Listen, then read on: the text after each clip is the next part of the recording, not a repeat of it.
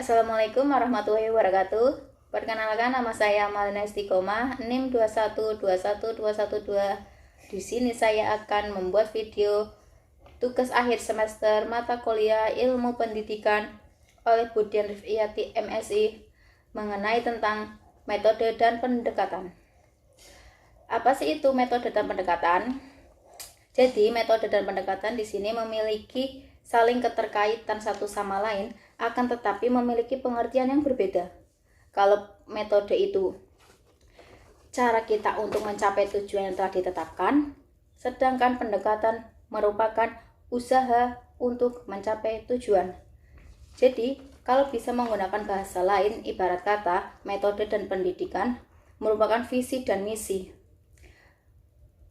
Pendekatan itu misi untuk sesuatu usaha menjalankan metode, kalau sedangkan metode bagaimana cara seseorang untuk mencapai pendekatan tersebut. Ibarat kata kayak contoh aku ingin pergi ke pasar membeli baju. Aku pergi ke pasar ini kan kayak pendekatannya. Kemudian metodenya itu bagaimana? Metodenya itu bisa entah itu menggunakan sepeda motor, menggunakan angkutan, atau menggunakan ojek. Nah, itu metodenya, sedangkan tujuannya kan ke pasar. Jadi pendekatannya itu ke pasar, sedangkan metodenya itu menggunakan entah itu menggunakan kendaraan bermotor ataupun yang lainnya. Kalau misalkan dalam dunia pendidikan, contohnya kayak misalkan seseorang guru yang mengajar, kemudian bagaimana cara metode guru itu mengajar? Kan banyak, ada dengan cara bermain, berdiskusi. Nah, itu juga disebut dengan pendekatan dan metode. Guru itu mengajar, pendekatannya itu mengajar, sedangkan metodenya itu bisa misalkan dengan metode bermain. Jadi pendekatan belajar dengan bermain. Kemudian jenis-jenis pendekatan. Di sini ada beberapa jenis-jenis pendekatan. Yang pertama yaitu pendekatan filosofi, yaitu pendekatan yang didasari dengan Al-Quran dan hadis. Sedangkan pendekatan itu kalau misalkan dalam kayak kita yang sering dialami oleh kita tuh menggunakan dasar Al-Quran dan hadis. Kalau sedangkan berbeda dengan orang barat, kalau orang barat itu menggunakan landasan dengan pemikiran mereka sendiri, pemikiran para ahli dan adat kebiasaan. Jadi kayak pendekatan filosofi itu kalau diambil dari kayak bahasa filosofi, dari bahasa Al-Quran dan hadis, itu artinya dasar. Jadi pendekatan filosofi itu pendekatan yang menggunakan dasar, pendekatan yang menggunakan dasar, landasannya itu menggunakan Al-Quran dan hadis. Contohnya kayak misalkan orang-orang yang berdakwah itu kan pasti kebanyakan orang-orang yang berdakwah itu menggunakan landasan Al-Quran dan hadis. Kemudian pendekatan induksi dan deduksi. Pendekatan induksi dan deduksi kalau misalkan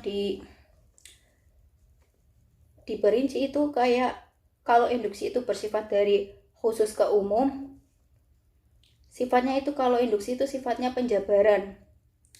Kayak misalkan contohnya kita mendekati murid, awalnya kita khusus bertanya tentang diri mereka, kemudian kita membagikan sesuatu yang bermanfaat kepada mereka, kemudian terus menerus, jadi yang darinya khusus sampai ke umum, kemudian siswanya menyampaikan kepada orang lain. Sehingga kalau kita sudah melakukan itu semua, pasti akan bermanfaat untuk diri kita sendiri, bermanfaat bagi orang lain, dan bahkan bermanfaat bagi negaranya. Kemudian kalau deduksi itu pendekatan dari umum ke khusus. Misalkan kayak gini, kamu harus memilih lingkungan yang baik. Jadi pendekatan induksi itu pendekatan dari umum ke khusus. Kayak misalkan kamu itu harus memilih lingkungan yang baik. Ntar kalau kamu misalkan salah pergaulan, kamu itu akan kayak gini, akan dicap nggak baik sama masyarakat kayak gitu. Kemudian pendekatan sosiokultural. Di sini pendekatan sosiokultural itu pendekatan melalui budaya. Berarti pendekatan ini tuh kayak melalui budaya, contohnya ibarat kata kayak misalkan contoh Pak Jokowi pergi ke Bali, beliau menggunakan pakaian adat Bali. Nah, itu salah satu cara Pak Jokowi pendekatan dengan masyarakat Bali, yaitu dengan menggunakan pakaian adat Bali. Kemudian kalau misalkan guru dalam pendidikan, kalau misalkan guru pasti kan guru tuh banyak tahu bahasa-bahasa. Kalau misalkan ada orang yang bertanya pada gurunya menggunakan bahasa Jawa, mungkin kalau bisa gurunya menjawab sedikit-sedikit dengan bahasa Jawa. Itu cara pendekatan melalui budaya. Kemudian pendekatan fungsional. Di sini pendekatan fungsional itu pendekatan yang dilihat dari lingkungannya, dilihat dari bagaimana lingkungan mereka itu bagaimana. Kayak misalkan contohnya siswa yang tinggal di daerah pesisir.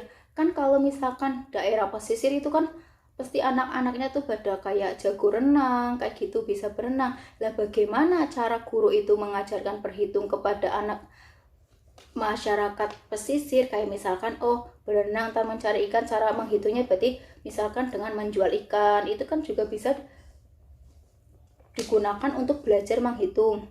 Kemudian juga bisa diajarkan tentang bahasa. Kan kalau orang pesisir itu akan minim tentang bahasa Indonesia, jadi kayak misalkan guru mengajarkan mereka tentang bahasa Indonesia agar mereka mampu berinteraksi jual beli kepada orang lain, terutama kepada negara lain. Kemudian pendekatan emosional. Pendekatan emosional itu pendekatan di sini mengenai tentang perasaan. Bagaimana seorang guru agar bisa mampu membangkitkan perasaan siswanya, membangkitkan semangat siswanya, kayak gitu. Jadi pendekatan emosional itu lebih ke pendekatan kayak motivasi, inspirasi. Selanjutnya yaitu macam-macam metode. Yang pertama ada metode ceramah. Kita sering sekali mendengar kata ceramah. Ceramah itu sangat berguna bagi kita. Jadi sekarang ceramah itu bukan hanya sekedar ngomong panjang lebar kayak gitu, tapi sekarang ceramah itu banyak mengandung manfaatnya. Apalagi kita bisa menyerapi apa isi ceramah tersebut. Dengan kalau kita bisa menyerapi isi ceramah tersebut, itu bisa menjadikan pelajaran bagi diri kita sendiri. Jadi sekarang kalau misalkan mendengarkan ceramah harus bisa didengarkan baik-baik, dicermati apa isi ceramah tersebut, bukan hanya sekedar kita mendengarkan kayak gitu. Kemudian metode diskusi. Metode diskusi itu metode yang sangat sekali dilakukan dalam pembelajaran. Karena apa? Karena metode diskusi di sini tuh metode yang mana mampu menyelesaikan sebuah permasalahan. Apalagi permasalahan yang menyangkut dalam kehidupan sehari-hari. Jadi di sini metode diskusi itu sangat penting. Metode diskusi itu juga menjadikan anak itu mampu berpikir dengan kritis. Jadi bukan hanya sekedar di sekolah hanya sekedar berangkat mendengarkan guru, tidak, tapi kalau bisa tuh setiap sekolah mengadakan metode diskusi agar mereka mampu menyelesaikan masalah yang dihadapi. Kemudian metode demonstrasi dan eksperimen. Metode demonstrasi dan eksperimen di sini menggunakan media ataupun alat peraga. Jadi metode demonstrasi dan eksperimen di sini tuh metode yang langsung dipraktekkan. Jadi kayak misalkan kita langsung misalkan materi tentang bab sholat, berarti kalau bisa kita langsung mempraktekkan bagaimana cara-caranya sholat yang benar kayak gitu. Jadi metode demonstrasi dan eksperimen itu metode yang langsung dipraktekkan, sehingga si anak itu mampu, ternyata kayak gini, sholat itu ternyata kayak gini, gerakannya kayak gini. Kemudian metode inspirasi. Yang mana metode inspirasi itu metode yang di dalamnya itu mengandung intisari dari sebuah pembelajaran. Kayak misalkan kenapa babi itu haram? Jadi kan di sini intisarinya kenapa itu babi itu haram? Kenapa? Nah, jawabannya karena dalam Islam dan sains sudah dijelaskan kayak misalkan babi itu haram karena mengandung cacing pita. Jadi di sini metode inspirasi itu metode yang mana di dalamnya itu mengandung intisari dari sebuah pembelajaran. Kemudian metode terselubung. Metode terselubung di sini kayak misalkan kita mengenai pelajaran umum.